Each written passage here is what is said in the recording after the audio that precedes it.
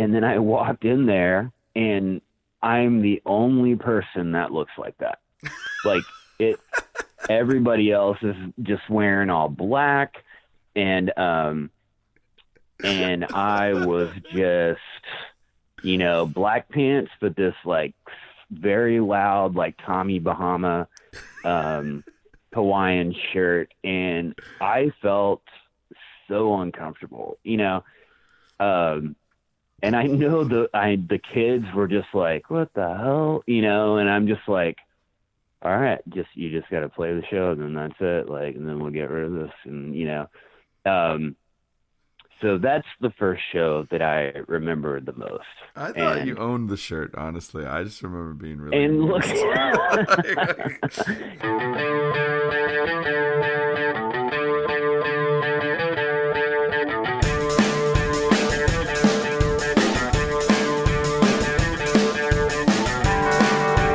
Hello, welcome to 3 Gigs, the podcast that tells the stories of 3 shows that have had a profound effect on a performer's life and career.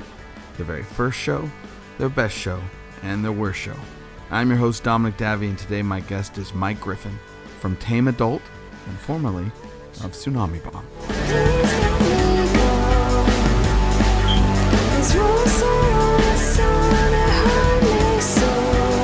This episode of 3 Gigs is brought to you by FreshCleanTees.com.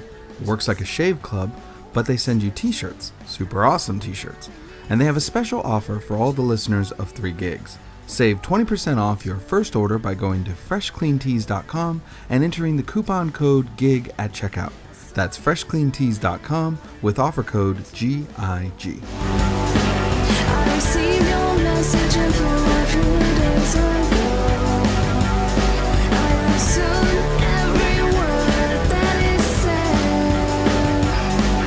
Mike Griffen is most known for his guitar work in Tsunami Bomb. We met him back when he started touring with the band Lucky Strike, whom we were really close to, as part of their crew, and he was recommended to us back in 2000 when Brian Plink announced that he was departing Tsunami Bomb to focus on his schooling. At his first audition, he took a riff that I had been working on but hadn't really been able to turn into anything. He flipped it backwards and then wrote his own riff over it that completely blew us all away.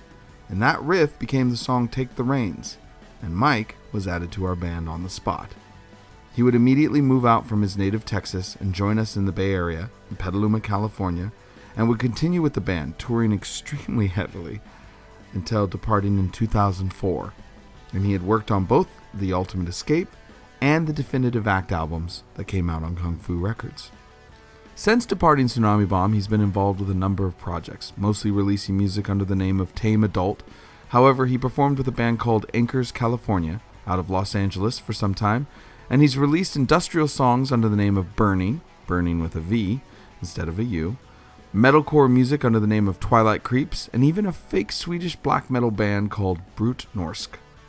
And he's starting to work on some new music, but I'm going to let him talk about that.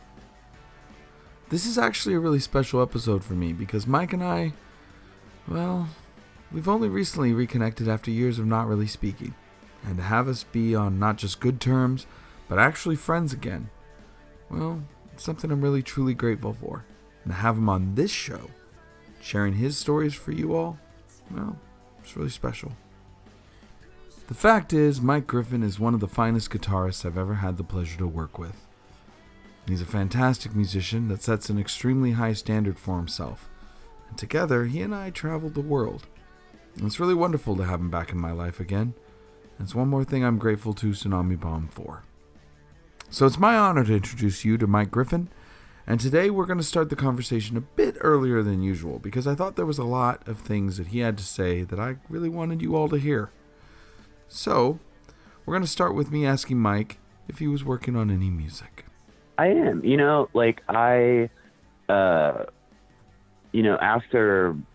after my mom passed, I just kind of lost passion for everything, I lost passion for writing music. I lost passion for, riding bikes. I just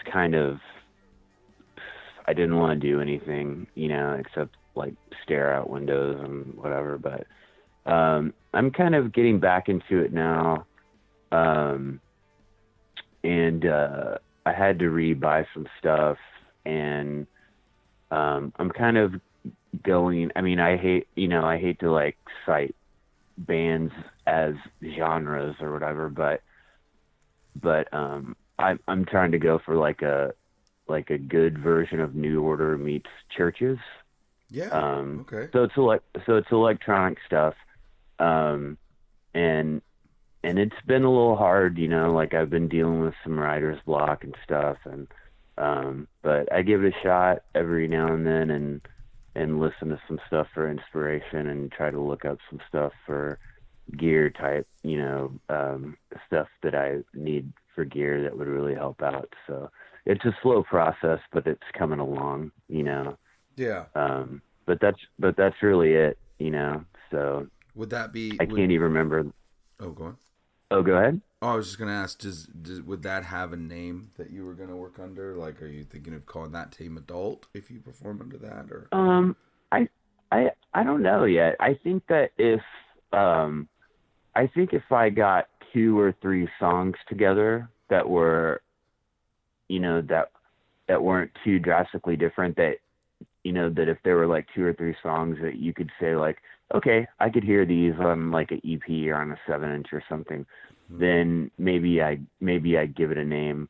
And it all depends too, because I don't want that to just be instrumental. I want someone to sing on that. And that's always, that stuff has always been the bane of my existence, because I meet people and it's most of the time it's just not very good. Like the lyrics aren't good, or like the melodies, and I try to give my input, and then like they feel offended and stuff, and so we'll see about that. But if I can get like 2 or 3 songs together and they feel like they should be on something small like an EP or 7-inch, then I'll give that a name and see what to do with that. But I'm past that point of expectations, and I really think that the expectations are your worst enemy. Because once you fall into that category, or once you fall into that, you really just start to think in another mindset. You're not really doing it because you're happy doing it, and this is what really makes your day or whatever.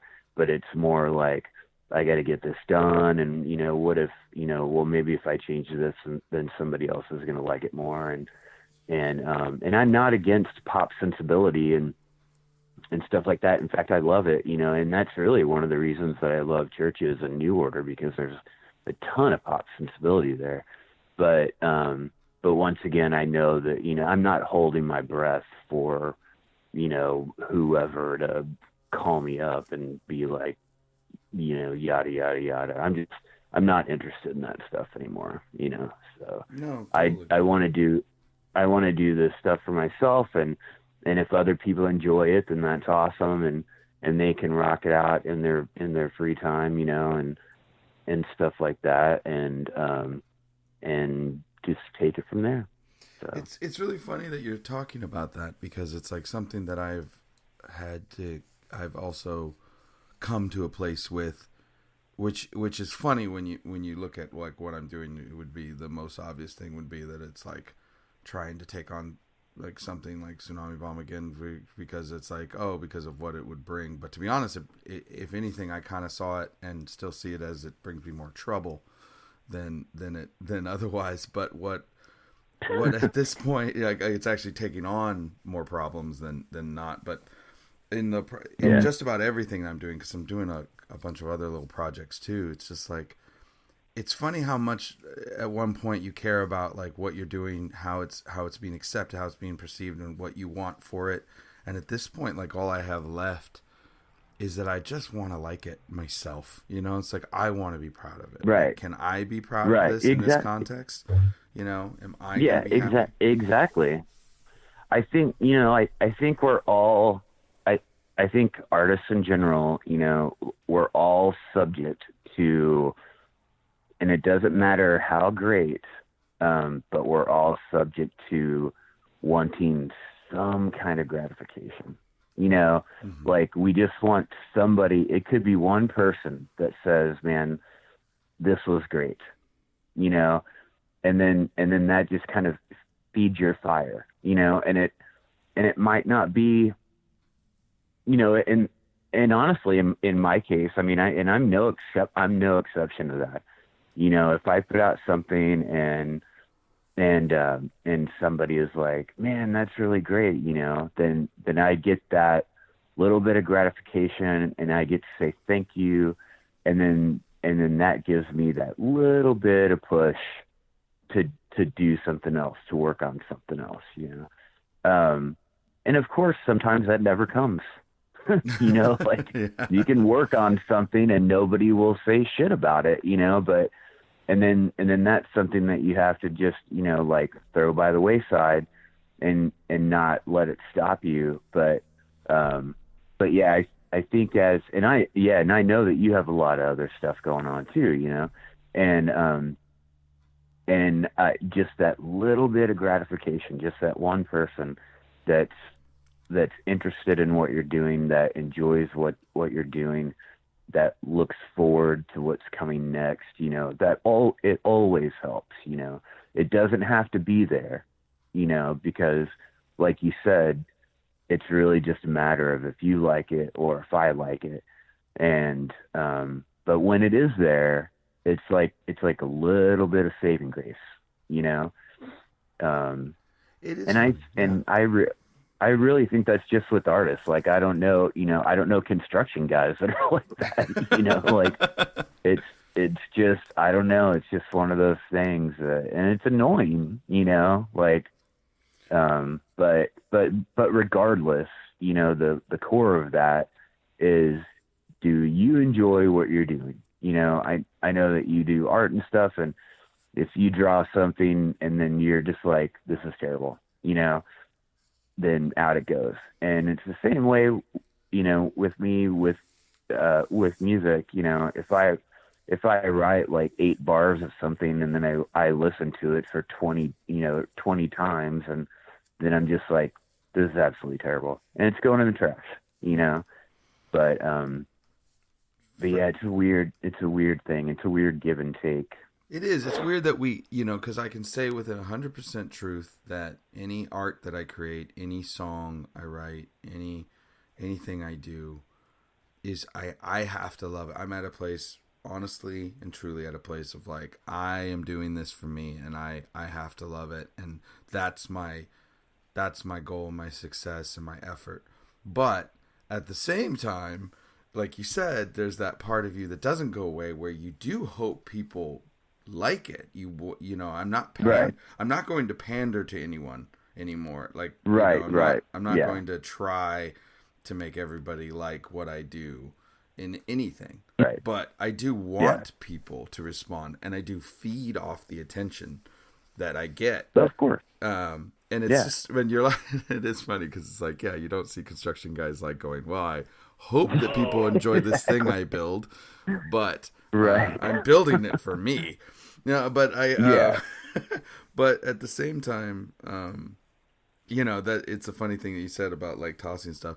For every song I've written, for every art piece I've released, there are so many more that I just killed that people never will see. Yeah. So many more. And nobody ever Totally. talks about that. I believe that, dude. I can completely relate, man. I can completely relate to that. Yeah, the fact that the thing that anybody sees is like the one thing out of so many other things that I went, nope. Yeah. And there's even some stuff that, like, I've written so much, and then finally I'm just like, I can't keep throwing shit away. Like, I gotta finish this, man. Like, or else I'm never gonna get anything done, And the last band that I was in Los Angeles, Anchors, we did the whole standard, you get together once a week and practice, and and stuff. And it was the same thing there, man. Like, you know, there were plenty of ideas that came up that turned into songs that, you know, I was just like, I hate playing this song. You know, like this is not, if I had my way, you know, if this was a dictatorship, then this song would go out the window. But, you know, everybody else loves it, so I'm just going to keep playing it. But when it's just yourself, man, you've got free reign. Free reign to destroy all the bad ideas. Exactly, dude. You can fill that trash can up as full as you want. So yeah.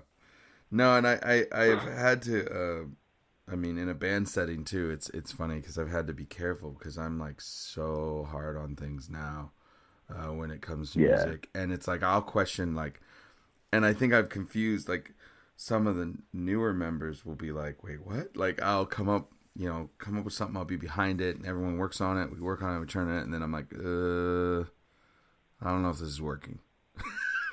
Yeah. I think I have annoyed some people in band settings, because I'm like, I don't know if this is panned out quite the way I hoped. You know, it's nothing on you. Yeah. It's just, I don't know if this is working. Yeah, right. You know, and and everyone else has put all this effort into the song, and they're like, wait, what? It's like, but I don't want to play something that isn't going to be, that isn't coming on right, you know, isn't going to come out. Because like once in a band setting too, in any sort of musical setting, it's like once it's out, like there's a chance that you're going to be playing that song forever. Like, you know what I mean? So it's like, exactly. And I'll never love it as much as I did when I first heard it. You know, I first set it down or I first played it. That there's nothing I can do about that. But what I can do about it is like, is this truly right? Is this going to be okay? Because if it goes, then it's out there, and then that's that. Like, I potentially could be hearing people scream this at me forever. So. If I'm lucky. Exactly. And that's if I'm lucky, but I mean, it's real unlucky if you get that and then you hate it. So. Yeah. I remember I read this article about Jay Mascis from Dinosaur Jr. and that he was just a total control freak, and there were only two other dudes in that band, you know, but because his attitude was so heavy towards that, those dudes did nothing but fight. Like, that was, you know, like everything was his way or the highway, you know, and it's the same thing with the, you know, I've read those articles about Billy Corgan as well. And I'm not going to lie, dude. I mean, like being able to write my own music and, deal with my own, you know, music shortcomings or whatever, it makes it a lot easier, because otherwise, you know, then I get stuck in that situation like you were talking about, you know, like where you're just like, yeah, this just isn't cutting it, you know, and I never like saying that to people, you know, I never. You know, it's not enjoyable because, you know, they might be doing their best, you know, but in my screwed up head, you know, I'm like, not good enough, you know, like, right. And that's not an enjoyable feeling. In the New Order cover that I did with my friend Jennifer Self, and she sang, I did all the music. I did all the keyboards, all the bass, all the drum programming, all that stuff. But when it came time to record her vocals, she had never done anything like that before. And also that song is sung by a guy, you know, but she has a great voice. And I thought that it would be cool if it was sang by a girl. And she was the only girl I knew that had a really incredible voice. So, and luckily she was very open-minded, but I grilled her. Like, you know, she'd go through a verse and I'd stop and I'd just be like, you can do better, you know? And I had flashbacks of Steve Kravac telling me or, you or Emily the same thing, like, you can do better, and at some point you just want to get it recorded, Right. And so especially just because it's going on SoundCloud, and like I was saying earlier, it doesn't have to be 100%, it just has to sound original and honest. And I had to realize that, and eventually we got really good vocal tracks out of it. And so it's all like a matter of, you have to, I think that especially with myself, like, I just had to redefine, what's, like, maybe there's a mess up here or a hiccup there, and maybe in the end, like, that'll add character or charm to the song, instead of just everything sounding like, a Paramore song where everything is just like absolutely perfect. There's never an off tune, there's never an off key, there's never a guitar flub, anything like that. And that's why I think SoundCloud is such a great venue for stuff like that, because, like, you can make music that you're proud of and you can put it up there and people can like it, but it doesn't have to be spot on necessarily, versus when you make a record where you're doing everything 20 times at least, and so yeah, that's why I think, SoundCloud is a really good venue for that. It's interesting because, like, with me,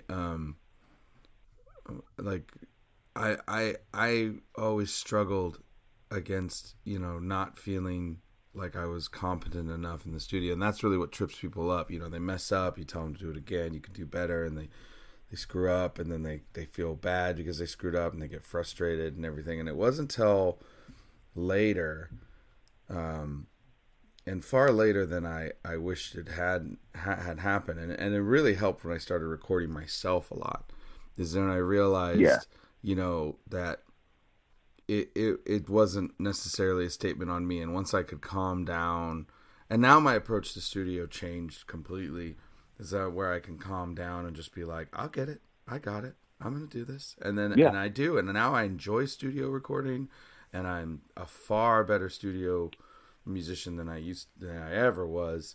And it's interesting because, like, now I'm about to go in the studio with people who, there's someone who hasn't been in the studio before, and I'm trying to make sure that they feel she feels completely enabled. Like, if I can give her one gift that she's not aware of, like, there's no way I can save the amount of work it's going to be and how challenging it's going to be. But if I can save her one thing, I'm trying to set it up right now with her, that she goes in with that mentality of, like, I will get this, it's fine, I can mess up and then figure out what I did wrong, or figure out how I can improve it, adjust it, and get it, and when you have that, if anybody who listens, because I think I'm going to definitely include this conversation as part of the interview because this is a good conversation. Nice. But it's if anybody listening can walk away, that's a musician, and can walk away with something from this particular episode, it's that the best way to approach a studio setting to do the best job that you can is to be calm and not hard on yourself, and not nervous and not frustrated. Just look at it like, I'm going to get this. I understand, and I can hear the problems. I'm not going to beat myself up when I mess up. I'm not going to nail things one time. Because I call it the Josh Freeze lesson. It's funny because watching Josh on tour with the Vandals, it took a little while to really understand what I was seeing. It's like, it's not that incredible drummer who's just, this amazing studio drummer, it's not that he doesn't mess up. He does. I've watched him mess up. It's that he doesn't me care. Too. He doesn't care. Like, he fixes it so elegantly, so completely, that his mess ups are so not noticeable, that when he gets back in the groove, he's just so nailing it. And I realized that that's the key. It's like we're all human. It's just, and once I did realize that, my performances just went so much better. And I realized a lot of people really just don't get there. You know, like they struggle and get frustrated, and then when you hear somebody say like you can do better, or you can, you know, do it again, that's wrong, and you can't, you haven't heard it, you tried, and you're like, what did I fuck up? Like, what happened? And I think it's just you know, it's such a hard lesson. I wish there was a way to give like studio recording lessons, but it's just something you have to have to get to a place, like, you know, like meditate before you go in the studio. It's, you know, it's a thing, and I'm sure that you know this, but as far as my guitar playing, like I've been playing for a long time, but I've never gone over that 50-50 mark where I'm 50% confident and 50% not confident, you know, and there'll be some situations where it wavers, you know, like maybe it's 60% confident and 40% not. But, you know, in the studio or, you know, writing something and then playing it live a week later, you know, it's always there. And like you said, what I wish I would have learned earlier on is that I'm just a dude playing guitar, man. Like I'm not trying to, you know, cure cancer. I'm not trying to like solve, you know, like crazy problems. I'm just trying to get this right, you know? And if I don't get it right the first time, then, you know, I can just, it's as easy as going back and looking at, okay, what did I do wrong? You know, did I flub this note? Did this finger go somewhere where it shouldn't have gone? You know, and just like you said, you know, like my advice for people going into studios and stuff would be to take that into consideration.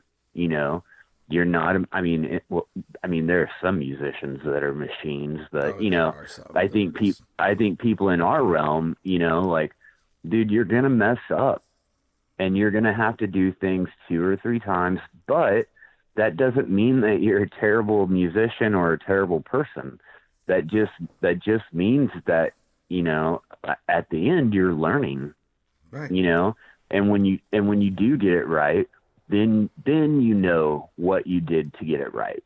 Right. You know, but unfortunately it's not like that, you know, because we go in the studio and we didn't get it right the first 3 times, and then we're just like, oh my God, I'm such a terrible guitarist, and yada, yada, yada. And, you know, then the sweat breaks out, and then you're just like in a bad mood, and that doesn't make it any easier, you know? No. So relaxation is, I mean, it's hard to achieve in the studio, but really you have to work your head to get into that mindset, you know? And like you said, I wish I'd known that a lot earlier.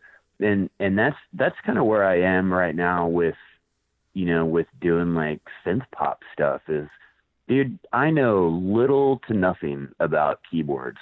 And I mean, I know some stuff, you know, but how like those songs are written, you know, on a daily basis, it's a mystery for me.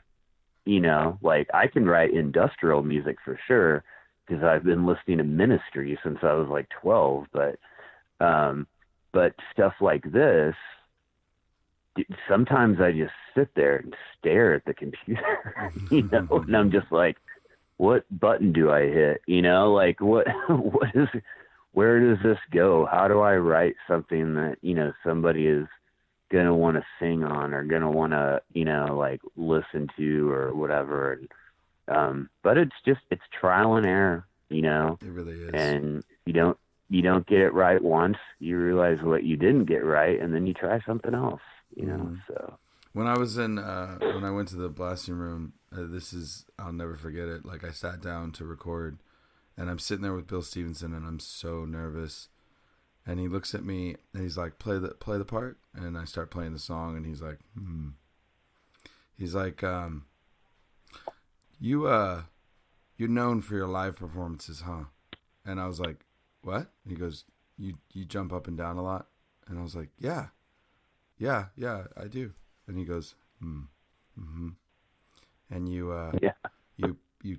largely taught yourself how to play, right? And I was like, yeah. And he's like, yeah. I was like, how did you know that? And he's like, because you play that bass like you hate it. And I was like, is that really bad? And he's like, no, it's not. It's just, it's going to, you're kind of like Carl, and it's gonna angle our approach, and it'll be okay. And I was like, okay.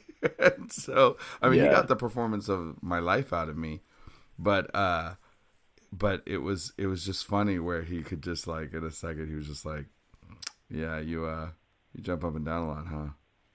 I was like, yeah.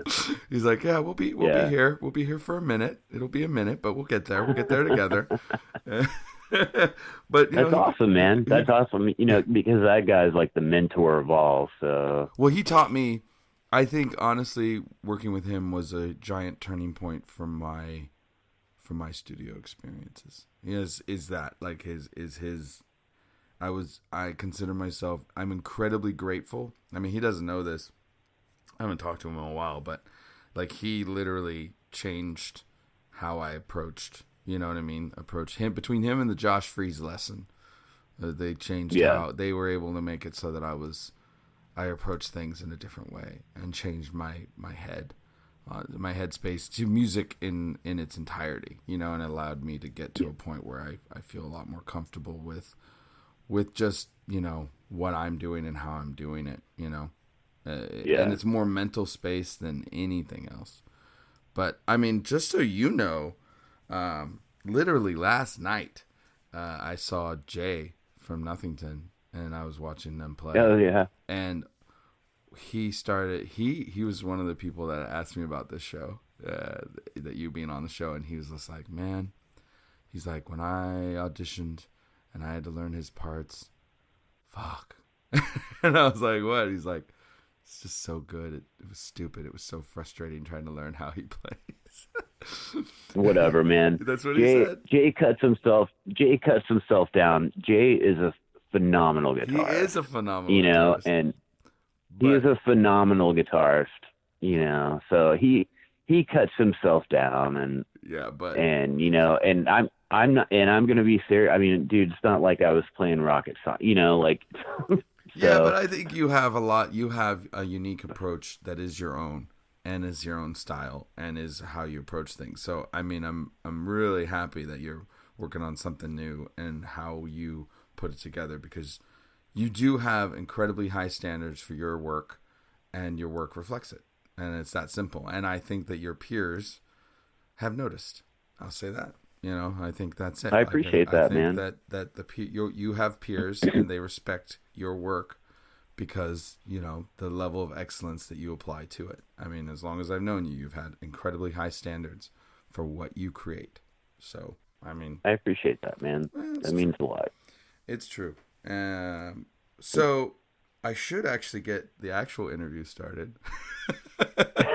Okay. But that was I hope you leave this part in, because I felt like this was a great conversation. No, it is totally going in for sure. I mean, I hit record pretty soon after we started talking. And I was like, "Oh man, I'm really glad I did, because this is a lot of good. Nice. This is a great discussion."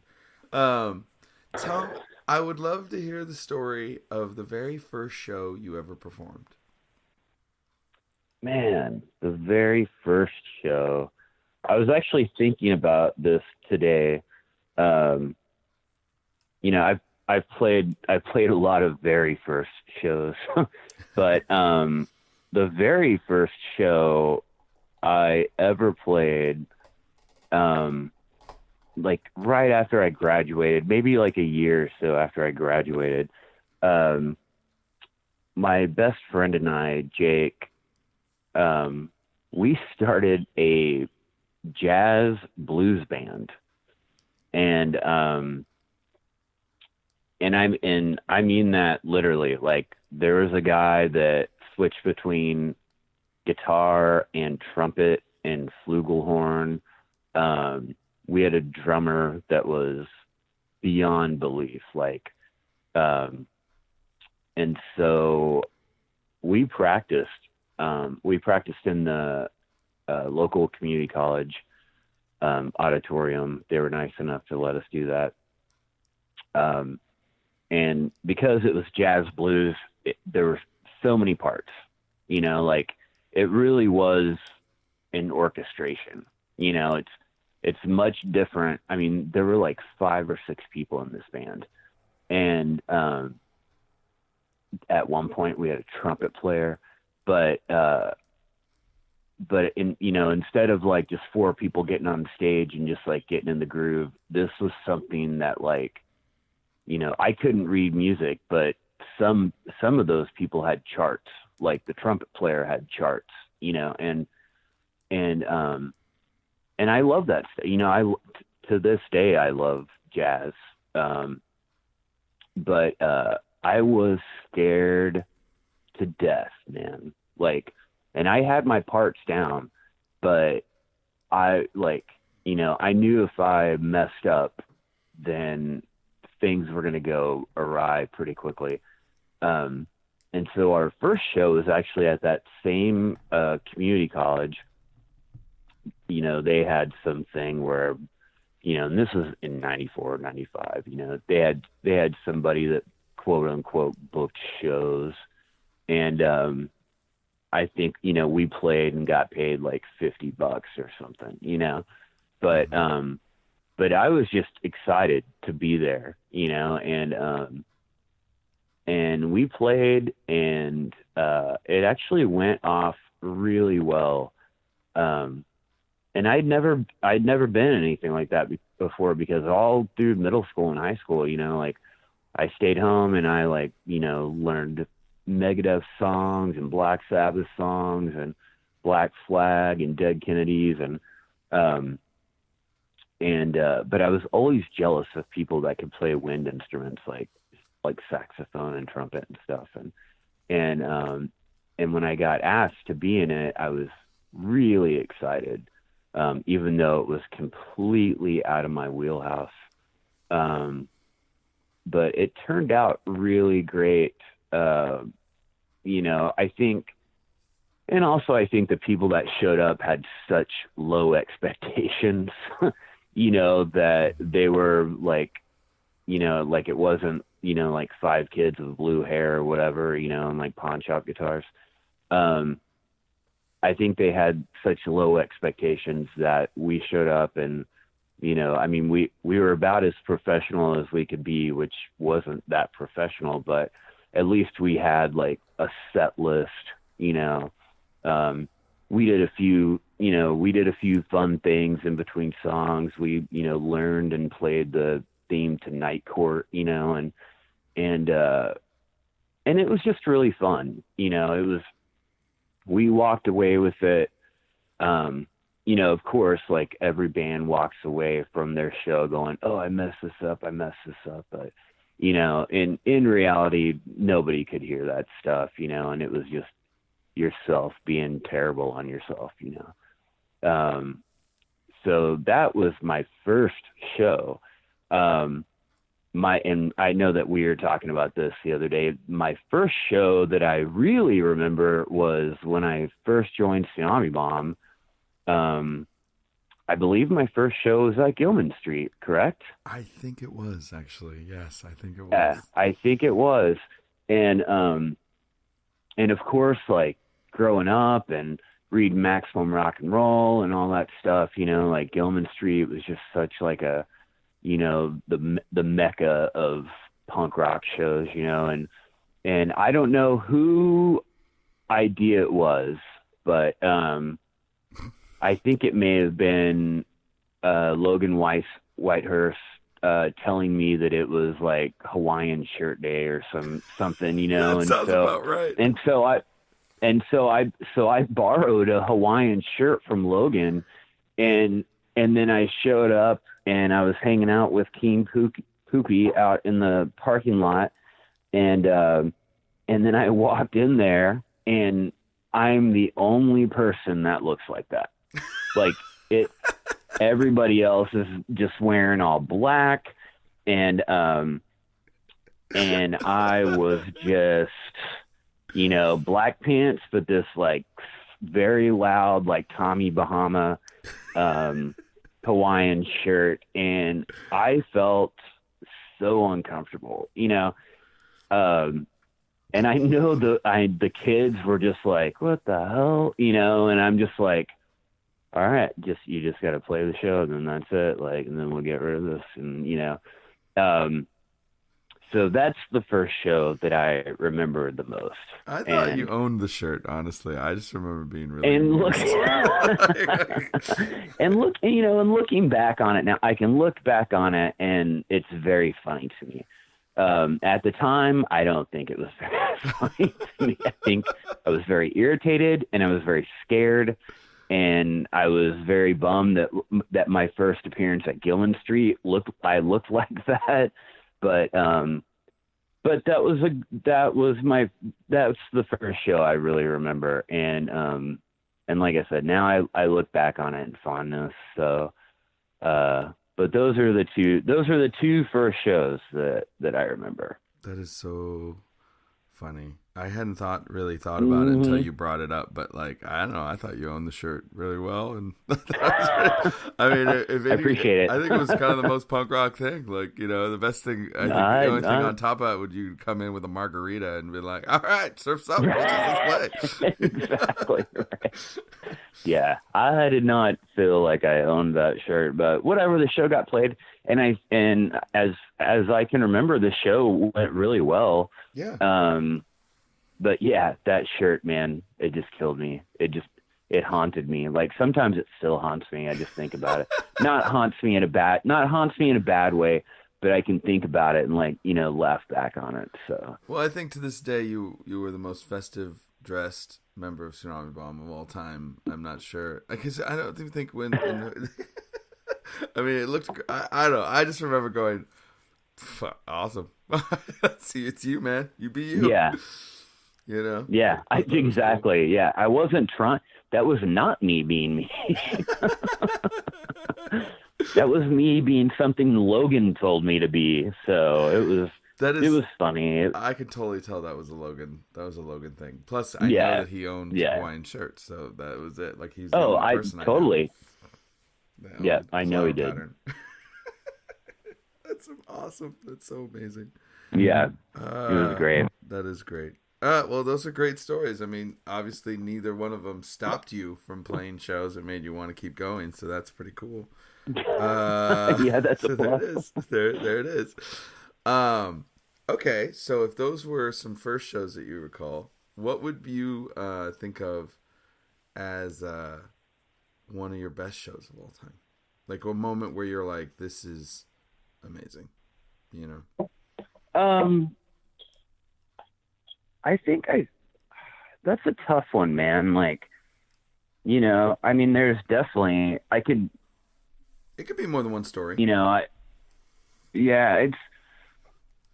was actually trying to think about this morning, and there were a lot of great shows. I always enjoyed going to England and Europe. Like, those were always good shows. I remember the first time that we went to Europe and we played in Paris, and the show went really well, and I came out and a girl asked me if I owned a horse because I'm from Texas, and sometimes it's things like that, that make a great show for me. It's not necessarily like, oh, I ripped it up, but it's just like audience reaction and everybody had a great time. And, so there's a few of those. I remember, we were in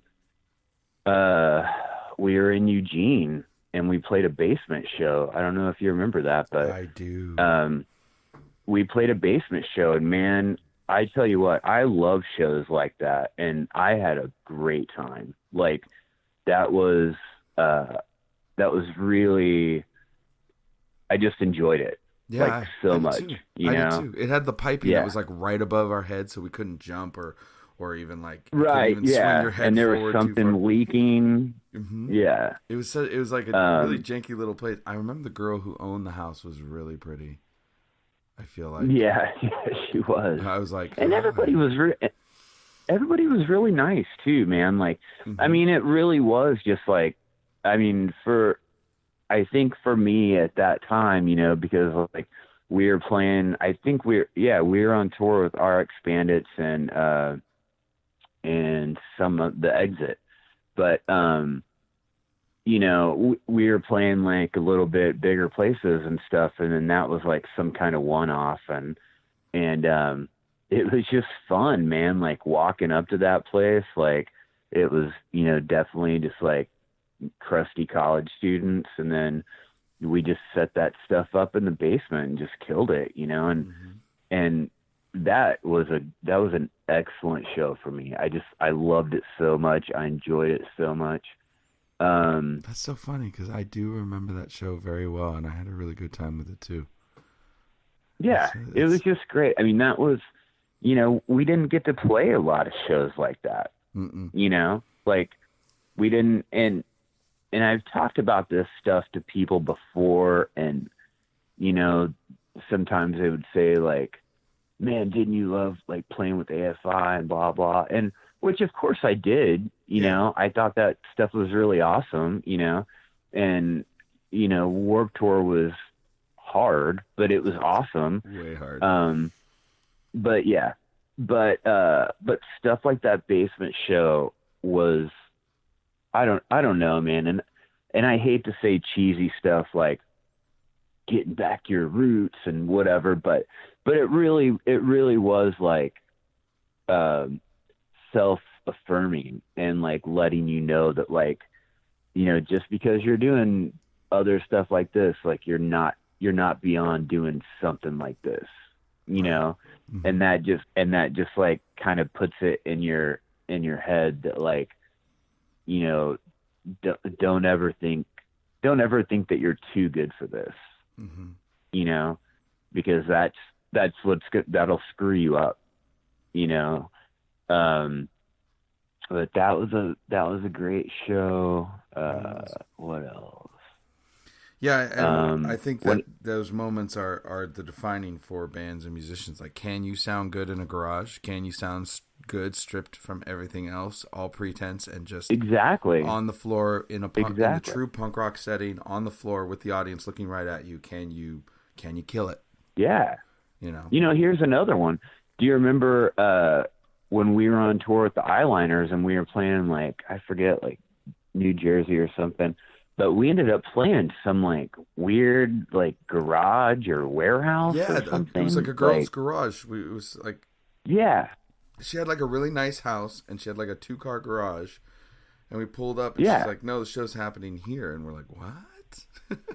yeah. It was gated. Yeah, gated community. Like Yeah, totally weird, but I still had a lot of fun at that show, yeah, like, that's yeah, funny.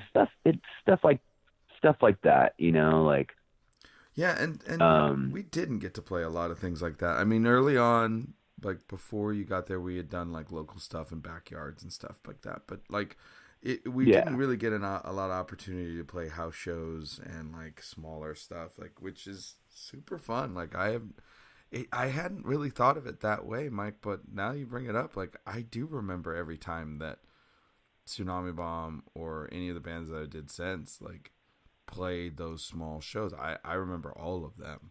I don't yeah, forget any of those shows.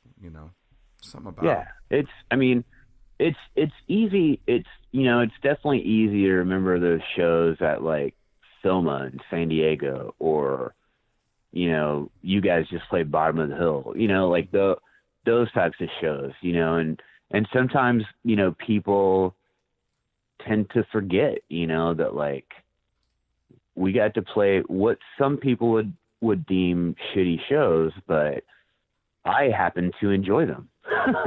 You know, like Yeah. it was just, that stuff was just fun. We, when I lived in Los Angeles, when I was in that band Anchors, California, we played 3 shows.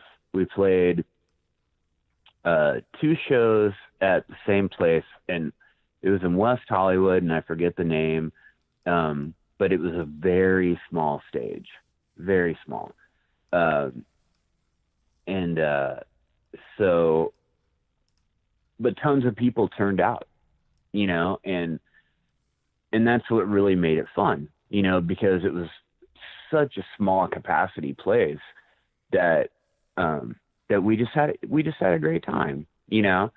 And then the third show we played, we opened up for the Jealous Sound at oh man, what's it called? Spaceland. It's not called Spaceland anymore, but Right. which was also a fantastic show. Like, I love the Jealous Sound. Those dudes were nice enough to put us on the bill. We had a great time, but it was just a different vibe, you know, than those smaller shows. That Girls Garage show, that was really awesome. You know, and then we went on to play some other places or whatever, you know, but I always enjoyed the small shows. Those were always my favorite. The more intimate connection, you think, with the people there, and just it being a little more stripped definitely. down. Yeah, you've never really been one for pretense. Like, you've never really been one for all the pomp and circumstances of all of the music business and the bigger shows. It's like, I'm not saying, like you said, you're not saying you didn't like doing those, but actually, I have to say, in my memories of you, you've never really been one for all of the extra layer of bullshit. Like, you are more. It makes sense to me that you would say that you like these intimate shows, because I think it's kind of your personality to be, or at least as I have recalled it, to be like, nah, I just take away all this bullshit and let's just play this song and play this song and have this show, and let me see this audience. They're right here. And that, you know, it actually just makes sense to me that you would like those. I get it. I mean, I'm not, you know, I definitely am not trying to sound, you know, pompous when I say shit like that. No, not at all. I don't think that's the case. You know, I just think that, I guess I've always felt, I mean, I grew up, you know, practicing with kids, you know, in my school. Like, we practiced in my garage, you know, or we'd practice in somebody's like small room at their house, or stuff like that, you know. I think it just shows like that, like those people paid to see you, you know, and so I don't, you know, I'm not better than any of those people that I should be. I mean, and I understand that sometimes this has to happen, you know, like sometimes you have to play shows that there's a stage and there's a barricade and all that stuff, you know, and for good reason, you know. Some people are fucking nuts, you know. I don't know if I can curse on here, but I'm very sorry. No, you can. You don't have to worry about it. Okay.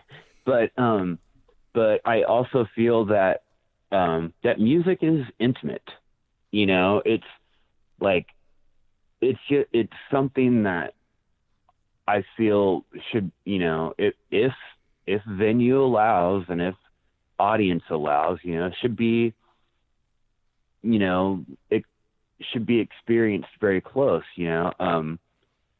I used to watch, you know, not in person all the times I ever saw Fugazi, they were on a stage, but I've seen, you know, videos of Fugazi where they were just doing floor shows, you know, and I thought that was great, you know. I never once questioned it, and it's not because I just don't get a lot out of all the other stuff, you know. Of course, I love to sound check, You know, like if people are gonna pay to see you, you should be able to sound good, you know. And you know, I love to just make sure that the show is gonna go off as well as it can, but I mean, and of course there are some bands that just cannot, you know, they just cannot get away with doing something like that, you know. Here's a perfect example. So Slayer are going to stop touring, and they're playing at a place here in Dallas that holds maybe 3,000 people. Like, that's it. In fact, it's the same place that, like, growing up, I saw Hole there. I saw Veruca Salt there. I saw the first Foo Fighters show there. That's where Slayer is playing. Slayer could easily fill a giant, you know, Coliseum or something here, but they chose to do this, which I think is awesome. Mm-hmm. You know, like if I ever got in the situation of playing shows again, you know, I would want to do basement shows.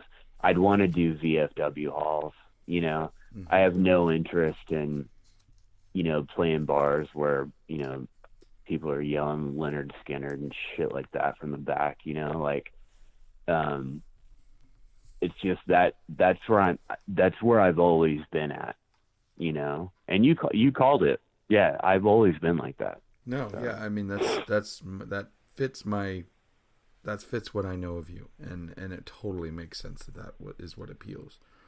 Speaking of, when you mentioned Europe trip, so I don't think I've gotten a chance to tell you this, but Confu is going to be reissuing The Ultimate Escape, and so on vinyl. So I have been working to make sure that Logan's artwork, because it's, you know, he made it mostly for CD, aside from that picture disc. Yeah. Yeah, I've managed to either reconstruct his artwork and it's his artwork for the back and then the front, and making this, you know, thankfully I had like a poster to pull from for the cover, you know, so it's all pretty much going to be his work. But one of the big frustrating things is I've been trying to find the chained up photo that he took of us, because I don't have any of the photos on the back, I'm just focusing on his artwork on the back.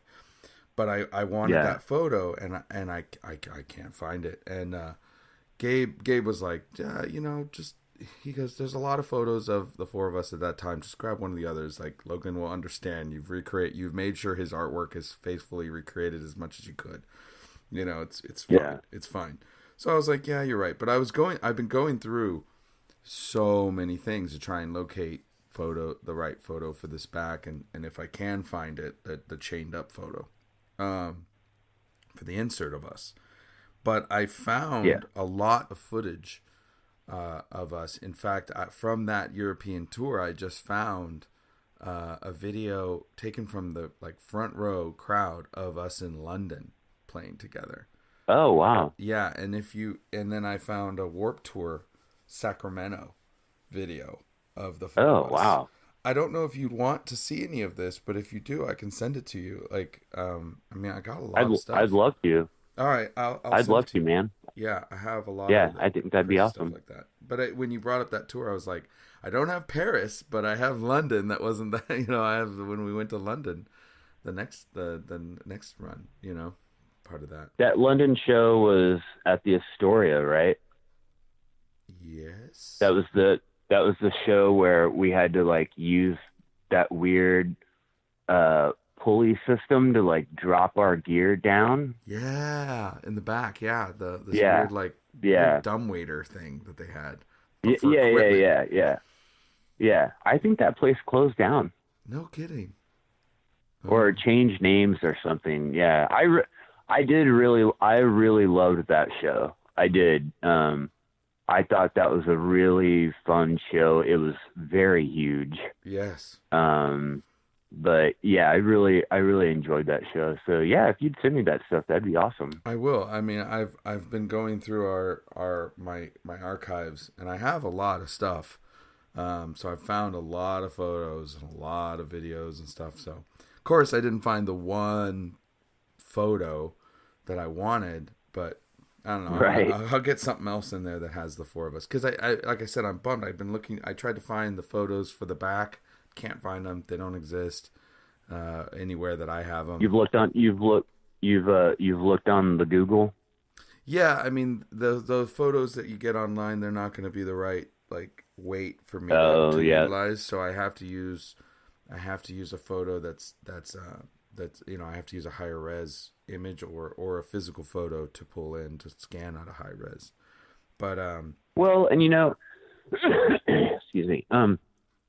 I think too that if you end up using a different photo of the four of us, I think maybe that'll make it a little bit more special as well. yeah.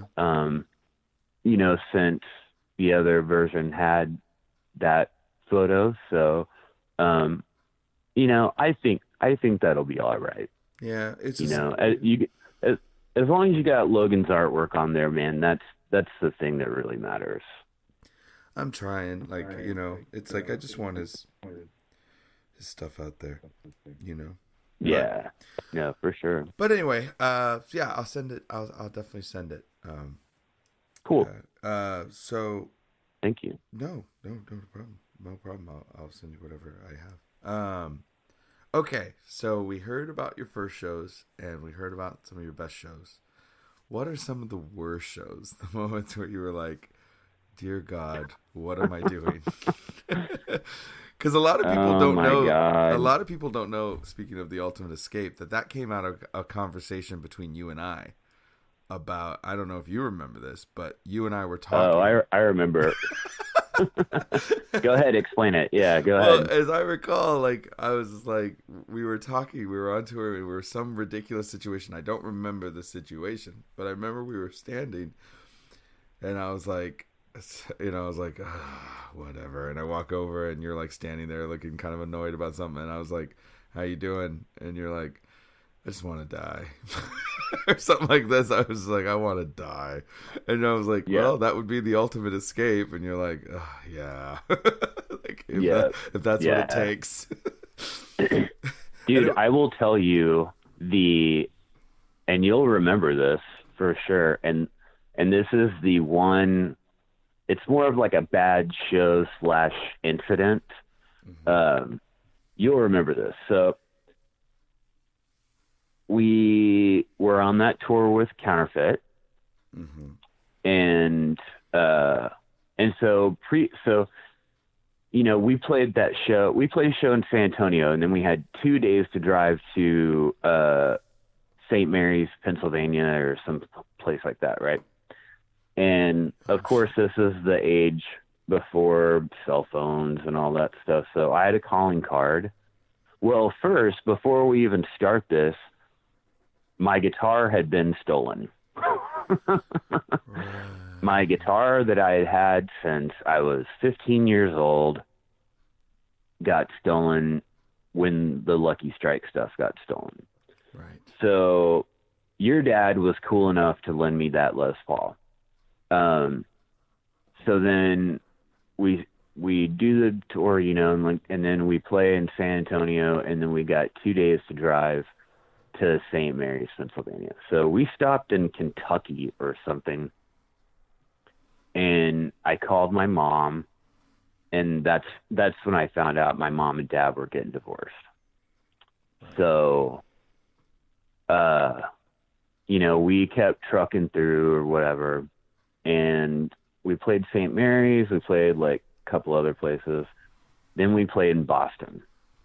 And I forget the name of the venue, but we played the Basement, which was fun, which was, it was going to be, I thought it was going to be a great show, but it was cold as hell. Mm-hmm. And, that stuff does terrible things to instrument strings and instruments in general. And,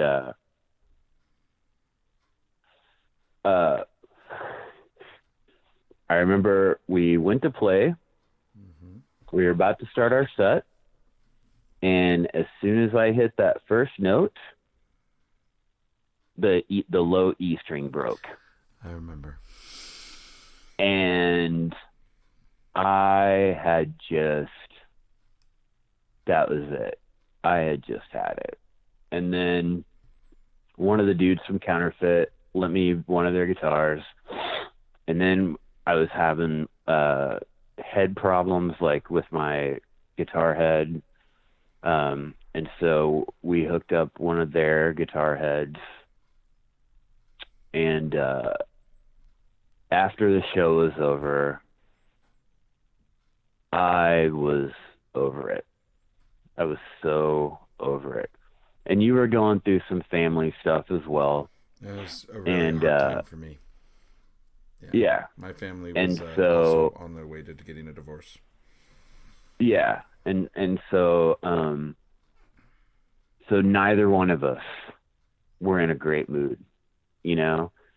And that just carried on for a couple shows, you know? Like I was bummed about my guitar. I was bummed about my mom and dad. I know that you were bummed about your family. You know, it was just a rough time. Yeah. It was just it was just a very rough time.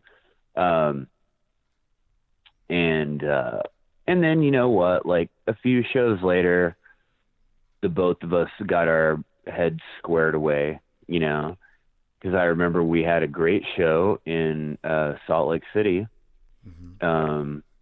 And then we had some more good shows, you know, but just because of all of the situational, you know, all the factors that were happening before we got to Boston. And then when we got to Boston, my head just kind of exploded. And I was like, you know, I didn't know if I needed to be home with my mom. You know, I didn't know anything about, you know, like I was questioning a lot of stuff, you know, like if me joining the band was a great idea. You know, I really felt like I needed to be there with my family.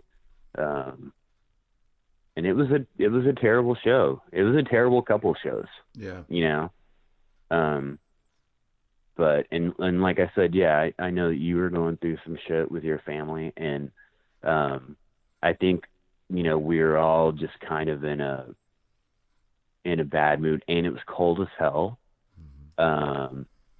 And you know, that was my worst show. You know, probably that and whatever show after was my worst show. And not because, like, you know, I, you know, played guitar terribly, which I'm sure I did anyways, you know. And then the Counterfeit dudes left their guitars at the venue. That's right. And so when we got to the next place, they had to get them shipped back to them. It was just rough, but you know what? That was my first tour with the band. And I don't know what in my head thought that, like, this is going to go off great, you know, like it's going to be the best thing ever, you know? And I think it's like sometimes, like when you start a new job, you know, you're like, oh, this is, you know, I can't wait to start my new job. And then as soon as you start, you know, Becky from the cubicle, like 2 down from you, like starts coming over you and starts telling you like that this is how things are doing or how things are going, and you're doing everything wrong, and yada yada yada. And you know, and nobody was telling me I was doing anything wrong. I just in my head I was doing everything wrong, you know. But I feel like I overcame it, you know, pretty okay. We even wrote some of the riffs that ended up being songs on the Ultimate Escape on that tour, you know. So it wasn't a loss. It was just like, you know, a couple days of not feeling great. Yeah. You know. Well, I think a lot of people forget, like they don't realize how brutal touring can be, especially when things all go wrong like that. You know, and then the outer impacts of how, you know, how things affect you when you hear about stuff at home and you're away. And, You feel really Yeah. isolated and separated from everything that makes you comfortable. And it's just a very, like those long runs get just really wear on you. And I think one Yeah. thing, my biggest regret about Tsunami Bomb of that time is that I I also, like, we all participated in it, but that I allowed for us to get to be covered under so much pressure of constantly having to go, constantly having to have everybody at this certain level of obligation or loyalty or pressure that we put on ourselves, and I didn't feel like there was anybody around. I mean, everybody makes, like, the thing that people don't understand when you get a musical group or any sort of entertainment thing going, like, everybody makes money as long as you're going. Go, go, go, go, go. Right. Next tour, next tour, next tour, next tour. Keep going, keep going, keep going. It's like I remember watching Right. Britney Spears freak out when that happened, and I was like, Yeah. I understand. I understand. I get it. Yeah. Like, they just pushed her and Yeah. pushed her until she just lost her mind. Lost her damn mind, Yeah. shaved her head, and is now beating that car. I've totally felt like that, and Yeah. it's like a band is like the best thing ever and the hardest thing and most biggest pain in the ass ever. And it was like, if I have any regret, I wish I could have realized, or we had somebody that knew better to be like, whoa, whoa, whoa, stop. Mike, you need to go home. Go home. Yeah. Courtney, you want to go live in Yeah. San Diego? Go live in San Diego. It's totally fine. There's no problem. Take a break, Yeah. even. Well, There was- ultimately, I mean, that's why I quit the band, just because, like, I just felt like I never saw my mom. I never got to do laundry. I just wanted to sleep in my own bed for a little bit. I just couldn't do it anymore. And that's not me wussing out. No, That's just that was just like you said, man. It takes a toll on you, and we toured ourselves into the ground. It's what happened. It Yeah. took a while to kill it, Yeah. but it toured itself into the ground, and there was nobody that just let up on us, and we didn't know enough to Yeah. let up on us. We thought we had to do every single thing offered, every single thing, Oh, any definitely. chance, and it was a mistake. Like, if I could go back and take it Yeah. back, that's what I would take back. I would literally go, Yeah. nope, everyone gets to go home. We're not doing anything for months. Go home. Go Yeah. home. Don't even Yeah. call. Like, it's fine. Go have fun. But we Exactly. didn't do that. Just leave us alone. Yeah, we didn't do that. So we, like, even when Courtney was there, and she was, I think she's like 19 and she's acting like it and she's pissed, and instead of giving her a break, Oh, yeah. we broke her balls, and then she had to go, and then she felt like she had to leave, and it just broke us. Like, it Yeah. was just all of the weight of it. And that's the thing, again, that I tell bands all the time. It's like, no, don't do that. Please, God, don't do that. Yeah. Because Yeah. Don't do it. the bill will come due later. You'll just destroy it. You'll destroy it, and you'll destroy each other, and it's just not fair, and it's not worth it. Yeah. Yeah. The tours will be there. Yeah. You'll pay for it later. Yeah. The tours will be there. And I understand, and that's the other thing too, is that it's such a fickle industry. So if you're like, oh no, like, we're going to pass up on this tour, and they're like, well, if you pass up on it, there's not a guarantee that you'll get it again. And then you're like, okay, well, we'll go ahead and do it, and then whatever. And it's just, I mean, you and I both know, man, if you dive into that, like, you have to be ready to work. But then there's that other part where you're like, well, when do I get to breathe? Right. Or like, when do it's not that I don't want to work. It's just that, like, maybe I just need a week off or something, like for real, and that makes a huge difference. Yeah. And I think that's honestly, I mean, it killed a lot of bands, and it took a while. It took a while to wear Tsunami Bomb down, but it did. It eventually wore everybody down until there was nothing left, Yeah.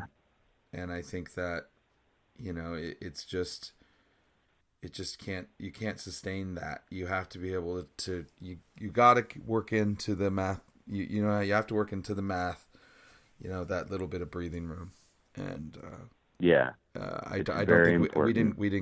didn't give any of us that. We just kept ramping No. up, and no Yeah. slam against the people around us. I'm not trying to be insulting to our managers or a booking agent or friends or crew, anybody, nothing. I'm not trying to say that. I'm just saying that there wasn't anybody who said, "Hey, this band is starting to break into pieces. These people you're working these people too hard." Like somebody Oh yeah, sent these kids home. nobody said that. No, nobody sent Yeah. us home.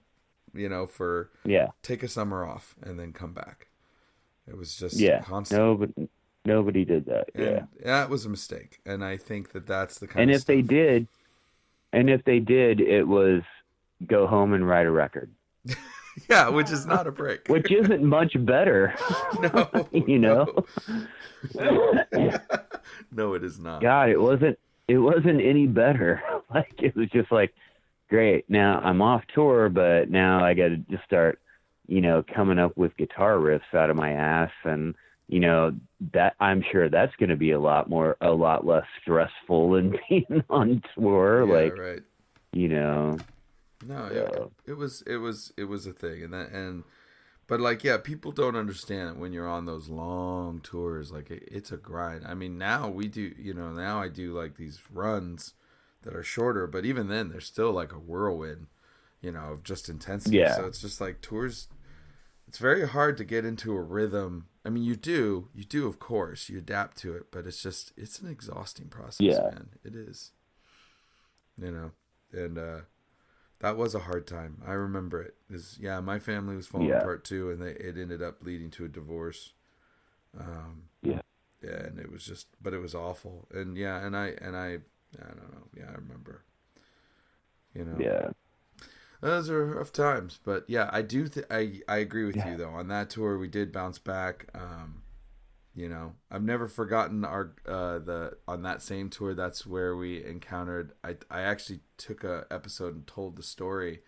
I don't know if I got all the details right of the story, but like I tried as the best I could remember it. But it was the story of the haunted like house that we stayed at, where it was the basement and the kid that had died there. Oh my God. Yeah, I had to tell everyone. I was like, yeah, dude. That's a true story. I may not get. I made my version. When you listen to my version, you have a better memory than me. You'll probably go, "No, that's not exactly how that happened." But I know I'm close. Creepiest shit ever. Yeah, because I remember you asking, God. you asked about, like, what was the kid about? Didn't you ask about the kid in the red sweatshirt? And everyone was like, ah, like I don't know. Yeah. Crazy. That was crazy. Oh my God. So creepy. That was that tour too. Ugh.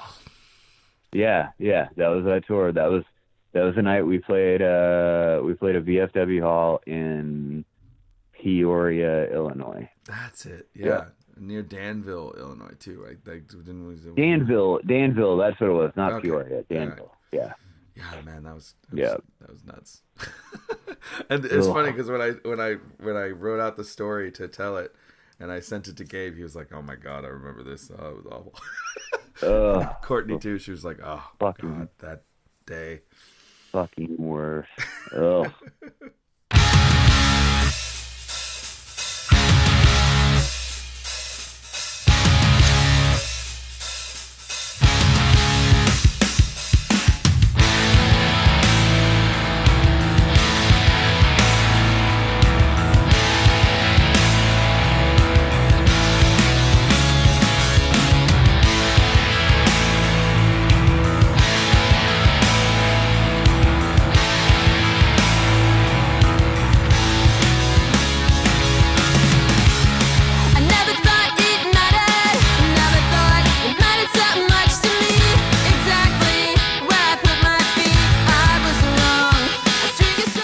You've been listening to Mike Griffen of Tame Adult, Brute Norsk, Anchors, California, Twilight Creeps, Burning, and Tsunami Bomb. If you'd like to hear more from Mike, check out his SoundCloud accounts for some of his latest creations. For Tame Adult, soundcloud.com/Tame Adult. If you're looking for industrial, check out Burning, with a V instead of a U, at soundcloud.com/Burning, BVRNING. For your Swedish black metal fix, check out Brute Norsk at soundcloud.com/Brute Norsk, spelled BRUTNORSK.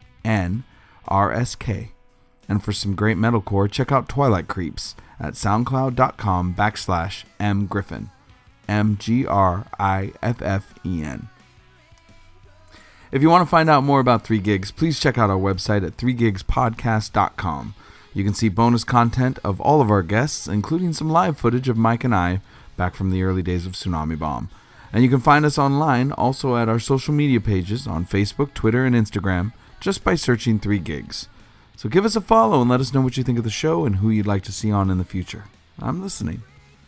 Our theme music for this show was Age of Consent, a New Order cover by Tame Adult, available on their SoundCloud at soundcloud.com/tameadult. And we are closing with A Lonely Chord by Tsunami Bomb from the album The Definitive Act, out now on Confu Records. I hope you enjoyed the show, and as I said, this was a special one for me, so I hope you enjoyed it as much as I did, and I'm grateful for you checking it out. My name is Dominic Davey, and this is 3 Gigs, and I'll see you next time.